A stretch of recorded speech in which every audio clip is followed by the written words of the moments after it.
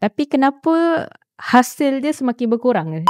Baru-barunya ada berita macam ECER ada bagi tahu yang Terengganu ni terus curi tumpuan sebab berjaya menarik pelaburan bernilai dalam 4 bilion hingga September. Dan dipacu oleh projek tenaga boleh diperbaharui di bawah ECER. Dan juga keyakinan pelabur semakin jelas dengan hampir kemungkinan 2,000 peluang pekerjaan bakal diwujudkan dan sektor pembuatan kekal sebagai penyumbang terbesar diikuti pelancongan pertanian dan perkhidmatan. Tapi kenapa hasil dia semakin berkurang? Itu persoalan dia. Di mana silapnya? Okay. Sebab tu saya kata begini. Kita sedar kepalanya ada idea. Kepalanya ada lah apa-apa idea. Dia rasa macam dia pun saya tak ketepikan kepada yang Dr. Sam. Dia ada kemahiran. Isunya lah jika hanya idea itu di pekat kepala, tangan kaki yang lain tidak selari ataupun bahasa mudah lah biasa kampung. Dr. Hair pun dengan Dr. Sam punya tu, dia akan jadi masalah.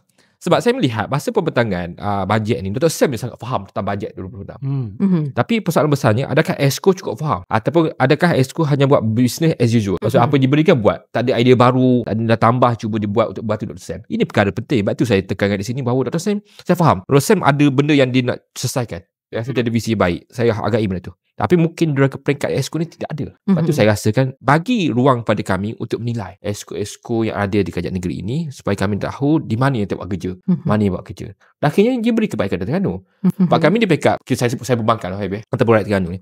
Macam sebut tentang laporan audit sebagai dibentangkan. If laporan audit telah diterbitkan tapi perbankan diam, ini silap kami. Kami tak buat sembang timbang. Tapi kita sedar isu ni, saya selalu kata di peringkat Terengganu ni banyak betul buku putih dia.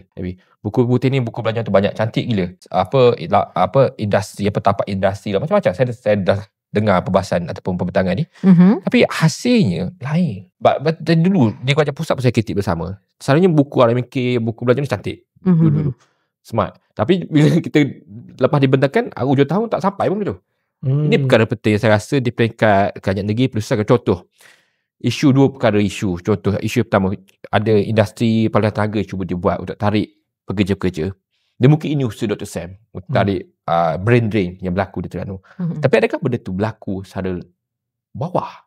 Sebab idea dia cantik, tapi adakah di peringkat bawah boleh laku atau faham? Dan saya rasa benda ni yang Dr. Sam cuba nak selesaikan. Sebab masa pelajaran 20 Dr. Sam ada buat satu pembentangan. Yang lepas ni mereka ada laporan prestasi. Tapi untuk PBT, bukan untuk SK-SKO. Dan saya rasa benda ni boleh dibesarkan kepada SK-SKO je. SK-SKO tak ada lepas tangan.